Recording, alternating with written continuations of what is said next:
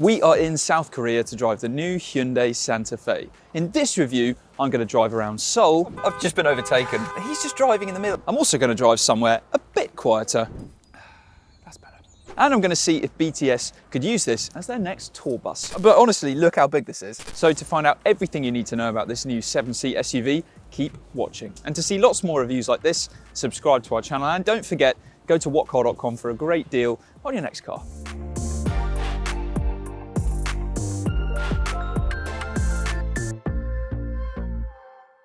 So this is the 5th generation of the Santa Fe, and it's actually based on the same underpinnings as the previous car, but it looks completely different. So you've got this kind of blocky, boxy, quirky look to things.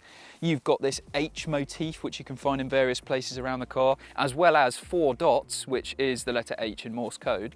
And if you like this light bar across the front, unfortunately, we're not going to get this in Europe because it doesn't perform particularly well in crash tests. Now, it's not for us to decide whether a car looks good or not, but we do reckon that the front looks quite a bit better than the back.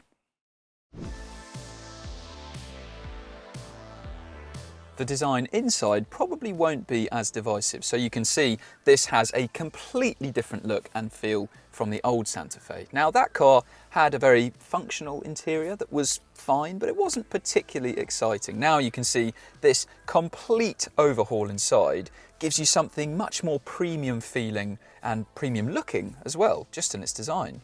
So you've got a nice mix of materials. Not all of them feel incredibly plush and nice, but they also don't feel cheap and nasty at all. You've got solid build quality throughout as well. There's no wobbly bits. It all feels really well put together. There are now also 2 12.3-inch screens. This is your driver display, of course, and this is a touchscreen infotainment system, which is a new kind of setup for Hyundai. And you do have to do quite a lot of swiping to work your way through all the different menus that it has, but it's a responsive screen, the graphics are quite nice, and of course, the best thing about any infotainment system is the fact that it comes with Apple CarPlay and Android Auto. Below all of that, you've got this 6.6-inch display for the climate controls. Now, these aren't physical buttons here. You do have to take your eyes from the road if you want to adjust the fan speed or use any of these other functions shown on the screen, which is a shame. It would be better if they were all physical buttons because they're easier to hit on the move. But you do still have these physical dials either side of that screen. So if you want to adjust the temperature, that is a simple process to do while you're driving. So it's good that you still have that. On this center console here, you will notice the absence of a gear selector. That's now been moved up to the steering column, which means that all of this can be dedicated to storage. Now, if you're looking at this new Santa Fe, it's probably because you need something very big and very practical, and it certainly delivers. So up front, you've got 2 wireless phone chargers here on this tray. You've got 2 cup holders that are massive. You've got a huge armrest as well, which has a lot of storage underneath it. You can even remove this tray to show even more down there. Below this top layer, there's another massive storage compartment down here. You've got big door bins, and for the passenger, you've got a decent sized glove box, at least in this left-hand drive version of the car. And you've got a helpful tray above that, and up top, this cabin sterilizes things that you put in it. So if you've got a bit of a grimy iPhone, you want to get the germs off it, you can throw it in there and it will sterilize it for you, which is kind of strange, but I guess ultimately handy. In the new Santa Fe, you can get relaxation seats up front for both the driver and the front passenger. Now, you might remember these from the Hyundai Ioniq, and essentially it is a mode that turns the seat into basically an armchair. So you can sit back, relax, even put your legs on the leg rest, and just enjoy sitting in the car. But you could argue it makes more sense having this feature in an electric car where you are likely to be sat in here waiting for a charge. You're less likely to be doing that in this Santa Fe, but still, it's a nice thing to have. Now, this new Santa Fe is going to be up against a big range of large SUV rivals, so it will be seen as a competitor to the Peugeot 5008 and the Skoda Kodiaq, but it will also be seen as a rival to some premium large SUVs like the BMW X5 and the Audi Q7 and possibly the Land Rover Discovery Sport. And this steering wheel does look very similar to the Land Rovers, doesn't it? I wonder if that's where they got their inspiration from. Now, compared to the mainstream alternatives with this car, we're not going to get carried away and say that this is the best SUV interior ever, but it certainly does feel like a step forwards in every department for Hyundai compared to the old Santa Fe. And against the Peugeot 5008 and the Skoda Kodiaq, this compares very favourably indeed. Every Santa Fe in the UK will have 7 seats, but you can see this model that we have here has a 6-seat configuration. Now it's still, even though we can't get this exact model, let me show you exactly how big it is in the back. And the first thing to point out is that the previous Santa Fe was massive, and this one is even bigger. So we're not talking huge differences, but this is 45mm longer, and the wheelbase, which is the distance between the front and rear wheels, is 15mm longer than it was before. So you can see, sat in this middle row, it is very spacious indeed. You've got loads of legroom, good amount of space for your feet, just about, under the seat in front of you when it's in its lowest position as well. Headroom is also very, very good, and there's lots of adjustment in this seat. So you can slide it really far forwards, really far back. You can have electric adjustment, you can have heated rear seats. You've got a pretty flat floor back here, which will be great when you do have to sit 3 people across the back if you have a 7-seat version that we're getting in the UK. And another really handy feature is this 2-way opening for the storage compartment up front. You've also got 2 more cup holders back here, another door bin, and overall, just like the old car really, this is a very big and spacious middle row. Now, the third row. Getting back there should be fairly simple because these doors are very big, open very wide, and a cool feature you get on the new Santa Fe are some sunken grab handles, but I can't actually show them to you because this car doesn't have them. But here is Will using them when he had a look around the Santa Fe. And they're obviously, as you can see, useful to have for hauling yourself inside the Santa Fe or grabbing something from the roof box if you need to. But even without them, it's easy enough getting into the back of this car. You can very simply slide the middle row forwards, and it gives you a big, wide space to then clamber into.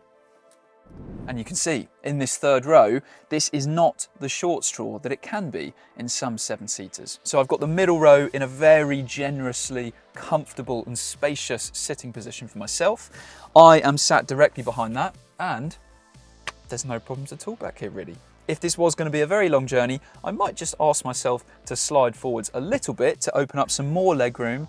But in terms of headroom, you can see the boxier styling of this new Santa Fe definitely gives it an advantage over the old one because I can sit up straight, and really you'd have to be over 6 foot to have a problem with the amount of headroom and legroom that's on offer back here. Something I would improve back here though is this armrest here, because yes, it's very helpful that you've got 2 cup holders on both sides, but this is very hard. So if you're resting your elbow on it, then it's not particularly comfortable. So it might be nice if they could just add some padding to that. But it is good that you get a USB-C charger on both sides. You've got your own air conditioning controls back here as well. So really, you'd have to be in something like a BMW X7 or a full-size Land Rover Discovery, both cars which are much bigger, much more expensive than this Santa Fe, to be in a third row that's more luxurious and more spacious than what you have here. Compared to its mainstream rivals, this is a fantastic third row, certainly. And the whole interior generally is very impressive and very practical. Now, the back of the Santa Fe, it does just look a bit weird, doesn't it? And it's probably because these lights are very, very low, but there is an explanation to their positioning from Hyundai. Apparently, it wanted to make this boot as practical as possible, and so it wanted to give it a very big opening. And you can see it does have a massive tailgate that goes very high, gives you this huge wide aperture back here, and it can do that because it has these huge struts here to hold it all up in place and get it up there in the first instance. And because the lights are so low, it means it can have a unit this big. If it was higher up, then it wouldn't be able to. Maybe the opening wouldn't be as big as it is. Maybe the tailgate wouldn't be as big as it is. So that apparently is the compromise in the design, to have some extra practicality. And really, you can't argue with the practicality that's on offer in the Santa Fe. This is a fantastic space.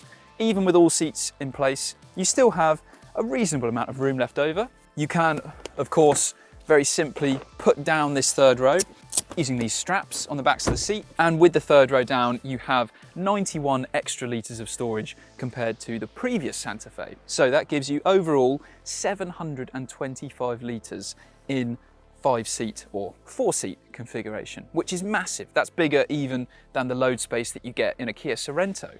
And of course you can lower the middle row as well, in which case this becomes properly massive, and you probably could use this as a tour bus. So clearly the Santa Fe is an incredibly practical car. In the UK, buyers will have a choice of two engines. You'll be able to buy a 1.6 litre conventional hybrid with front-wheel drive or four-wheel drive, or you'll be able to buy a plug-in hybrid with four-wheel drive. Now, those options are carried over from the old Santa Fe, but the full specs of the new engines haven't been released just yet because it's possible there might be a tweak here and there for performance and for efficiency. With the plug-in hybrid, we might see a version in the new car with a longer range than the old Santa Fe had. In the previous car, you got a 13.8 kilowatt hour battery, and the official range was around 36 miles, which wasn't particularly far. So we are now driving the 1.6 litre regular hybrid in the Santa Fe. And as we've said, this is essentially the old hybrid carried over into the new car. The spec sheet might show a few tweaks here and there in the numbers, but broadly it's expected to be very similar. So we do know it'll do 0 to 62 miles an hour in about 9.6 seconds, similar to the old car, and really the power that's on offer here is absolutely fine. The engine can be a bit raucous if you're after a quick burst of acceleration. When the engine fires into life, it can be a bit loud and not great to listen to. But for the most part, if you're driving this regularly and slowly, then things are very calm and hushed inside. The gearbox is pretty slick as well, and it's also a comfortable car. Now, this is on the same platform as before. There haven't been huge mechanical changes to it, so the driving experience that you get is broadly very similar to how it was before. You can get 20-inch alloys with the Santa Fe. So that does mean, while it's broadly quite comfortable and flows nicely with the road, there is a bit of a sharp edge over potholes if you go for these massive alloys. So, as always, we try and stick with the smallest alloy wheel size as possible, because that should give you the most comfortable ride. Generally, the car does have quite a soft suspension setup, which is good for ride comfort, but it does mean that the handling is a bit roly-poly. This is a massive, tall, heavy SUV, and on twisty roads like the one we're on now, there's a lot of body lean, and it doesn't exactly feel like a low-down, hardened hatchback. But then in a car like this, ride comfort surely is more of a priority than dynamic ability. If you do want to drive this quickly on some twisty roads, then not only is there a lot of body lean, but the steering isn't particularly great. It's very light, which most of the time is fine, because this is a big, massive car that takes up a lot of room on the road, but it's very easy to maneuver, especially around town. It's no effort at all to get this into a parking space or squeeze in and out of traffic queues. But when you're going a bit quicker, then it does all feel a bit vague, really. But still, this is a massive 7-seater, so really, what's your priority for a car like this? So overall, on the road, similar to before really, the premium rivals that this might be seen as an alternative to are ultimately a little more polished when it comes to refinement and comfort, and also, especially really, handling. But this is still very good on the road, and certainly compared to the more mainstream rivals this is up against, there's not much to complain about with the Santa Fe. Now, you might be looking at this thinking that it's got a real off-road look to its styling, almost like it's a Land Rover or something. But Hyundai is not making any big claims about the off-road ability of the new Santa Fe. So you can get four-wheel drive versions. It does have some slip-preconditioned traction control settings, and it does have hill descent control, but this is unlikely to be some all-terrain champion. Instead, you are going to find this car on the road, in the countryside where we've just been, and in cities. So what is this like driving through a busy city like Seoul? Well, the driving position is brilliant and really helps you out because you're naturally very high in this car. You've got a terrific view out the front. You can see right to the nose of the car. You've got big door mirrors as well. You've got decent view out the back. So yes, this is a massive 7-seat SUV, but it's very easy to judge the dimensions of the car, which is really helpful when you're going down tight streets somewhere unfamiliar like this. And yes, this is a huge car, but the turning circle isn't as if it's like a boat or something. And the steering's really light, so it's all very easy in that respect. And really, the hybrid engine here in a city is in its element because things are very quiet, very calm, very smooth. You don't need any sudden bursts of acceleration. So yes, this is not a city car, but it's good to know that a huge 7-seater like this can still feel at home in the city. We don't know the pricing of the Santa Fe yet, so that means we can't be totally definitive about how this car compares to its rivals. But we do expect it to be priced somewhere between mainstream rivals like the Peugeot 5008 and premium alternatives like the Land Rover Discovery Sport. It's also expected to be offered with 3 trims in the UK, but exact specification is still being decided. So the new Santa Fe is completely different inside and out from before, but the strengths of the old car remain, and in lots of areas are even better. So it still might be the case that this isn't the most inspiring car to drive, but it's even bigger and more practical than before, and it's even better inside. Once we know the full pricing of this new generation Santa Fe, this could turn out to be a proper 7-seat champion. Thanks for watching this review. If you want to see another one, then click there. And if you want to go to whatcar.com to get a great deal on your next car and read our written review of the Santa Fe, then click